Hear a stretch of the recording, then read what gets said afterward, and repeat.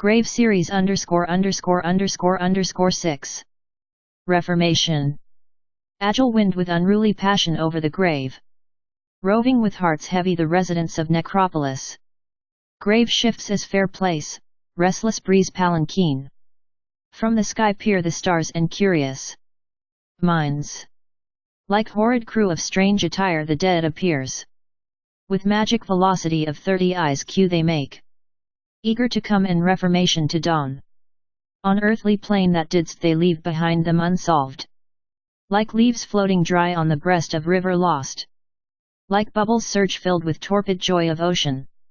They made present of themselves before sermon hall. The priest ghost from Goofy Island takes dimish mythical book.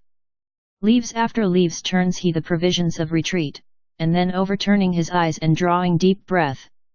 He saith, "Why havest thou called me out of season, and stir my heart with thought of untimely death? We want to turn around the world and reborn. Reform the soil and soul once pure, upright." Saith with melancholy the morbid dead men's party. Hovering I between two of the worlds and pain.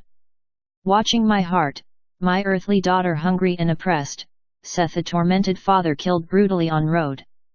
A priest wast I and dreamer to build a new world, a place of heaven of amaranth bower. Where heart will build a world in yard of mind. We will go and decree absolute reign supreme. Better to serve in hell than idle joy in heaven. Sweeping the outer part of the grave a sad face, desirous to mold and reform the same. Stands in front.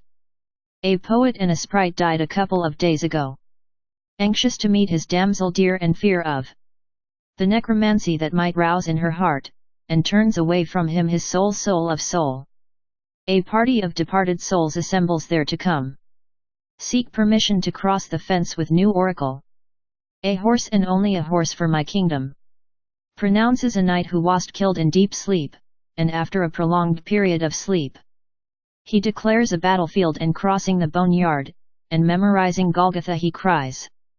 A religious teacher with repentant heart comes, from hard stone where he wast chained with penal fire. Churned with the gulf of fiery deluge delivers his speech. With whispering voice and inaudible incantation, he begs mercy for wrong knowledge he taught. With new dress and mannerless manner and innocent eyes, he seems eager to love and embrace the world, once he betrayed for his bosom's interest. The moon is on her glory over white canopy. The twinkle of little stars cluster around. The howling from thick bush deepens the silence.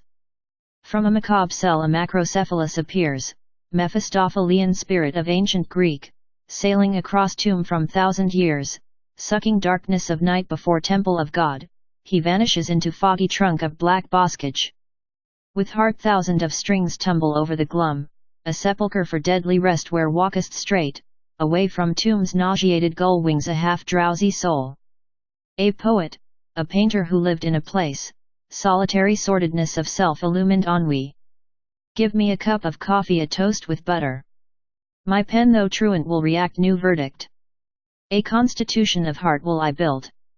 Saying so and spinning thrice headlong he goes down, into boiling soil of infinite cool paunch. Valorizing the grave a sedate and unruffled, a heart of a lover whose world was nothing but dream, the wasteland and wreck havoc embosses his heart with numbness. He pronounces the name of God and blesses his spirit. With eyes tired of the dismal delay espies. A womb and a womb, O Jesus, for birth _. He pleads from flaming cliffs of dove plant. And sighs. A student died of injuries of love, avidity. Abstracted from the present state searches his inamorata. A mother suckling her baby died both, by hunger and poverty and welcomed here. In graves bountiful blessings and peaceful life. In the procession they get prior notice to reborn.